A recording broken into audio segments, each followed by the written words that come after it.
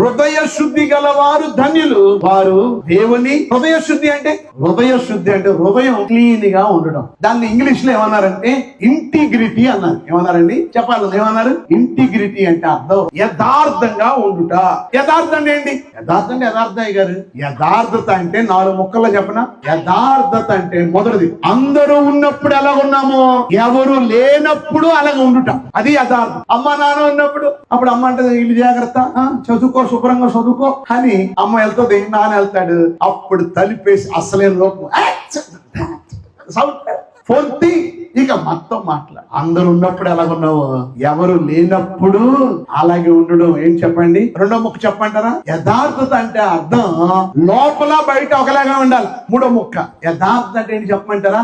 Yes means yes, no means no. అంటే అర్థం అవునంటే అవును, కాదంటే దేవుని పెట్టిన అలాగ ఉండాలి.